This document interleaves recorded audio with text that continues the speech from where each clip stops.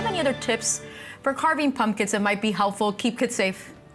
Definitely using a carving kit is key. Okay. They sell it, and they sell it for a reason. It's definitely, the best bet is to have a parent just actually draw out the nice face that they want to make and make it fun as far as creating the sketching of it. Right. And then the parent actually take control with the carving kit. I think is definitely the safest bet. But the carving kit is designed in a way to keep it as safe as possible and prevent injuries from occurring. Dr. Fernandez, have you seen these kind of injuries in the ER? Most definitely, yeah. You see it. It's an unfortunate, it's a preventable thing. Okay.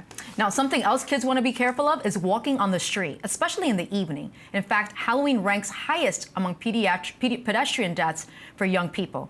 Now, what are some of the tips to keep in mind to stay safe on the street? I know for me, I like to go trick-or-treating where the streets are already blocked off. Absolutely. So what do you suggest? Definitely, it's trying to stick to a game plan of having a sidewalk, definitely not dodging in between, cars. Just because somebody stops doesn't mean that they're all stopping for your child. So it's very important to make sure that overall, they have a costume that is not very dark either. It should be very, light in color, and they should be able to be seen.